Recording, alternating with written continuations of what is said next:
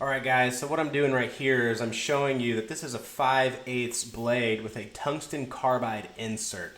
So the main body of it is A36 steel, which is fairly soft, and then the rest of it, or the actual cutting piece, is tungsten carbide.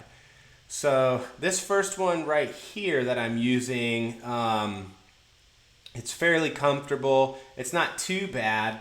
I start to cut the tungsten carbide and I basically go down until I notice I don't start making progress. And then I start to cut from my bed. You see I slipped off right here. Tungsten carbide is very, very hard, but I don't typically expect to have such trouble cutting a bed. So yeah, you can see, I'm just running, making my bed, so that way I can do a better job actually burying my cut, further on. So I guess from here, I'm shaking my head because what actually starts happening is it starts to bounce on me and it's difficult to control the vibration. So right here, it's fairly uncomfortable. I am moving the disc often for the reason that I'm trying to minimize the vibrations. Again, this isn't a lab, as I'm not dropping it at a specific angle and with a preset weight. This is real use. I'm actually using this thing. And the way that I move the disc is the way that it feels I should be moving it.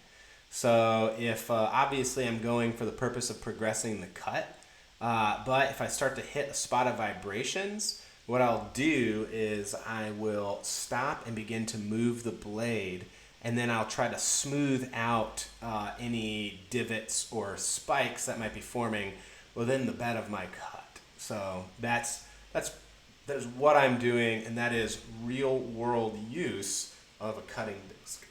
When you use a mechanical rig, you're able to see, the overall performance of the disc from like a raw perspective, but that removes the human element where, it's the vibration was uncomfortable, and I mean, it's concerning whenever you start getting that kind of heavy kickback vibration feeling from one of these cutting discs.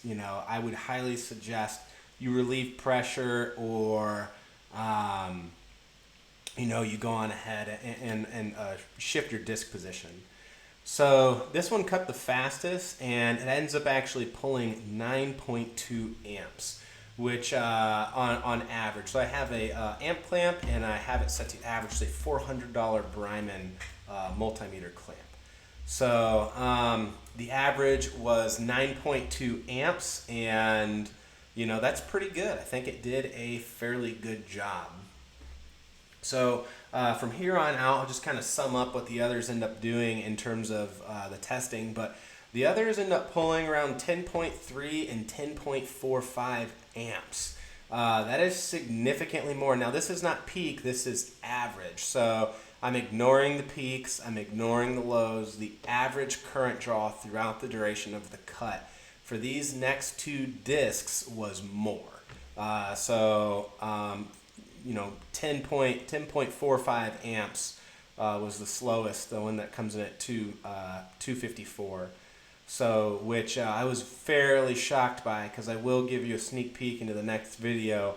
The Diablo's average, and it doesn't really go above, is 9.2 amps. So it's kind of confirming that there's just something going on with some of these discs. A few of them, I would say out of the pack of 10 or whatever, 2 or 3 of them cut just fine. I didn't have any issue with them, and I think they're good discs.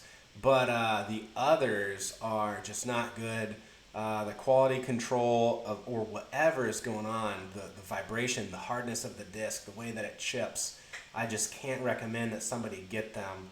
If you're just like a basic homeowner, sure, I guess a lot of you guys maybe had these discs and you've used them in the past and they work just fine for you.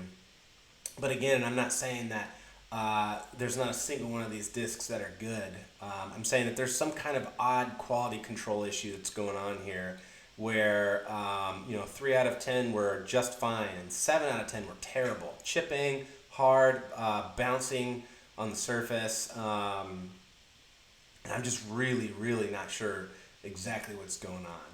So I will tell you that I don't recommend that you purchase these. Instead, if you're just like a basic homeowner, I'd recommend that you probably go to Lowe's or Home Depot and pick up like a Diablo, something like that. You can purchase them. I think they're like $3.80 a disc, or you can get a pack of 10 for about 34 bucks if they're on sale, or I think $40 if they're not on sale. And a pack of 10, before I'd really gotten heavy into industrial maintenance, you know, 2 out of those 10 discs lasted me for 6 years, and then the last 8 I used, within the last year or so, because I use angle grinders much more heavily now.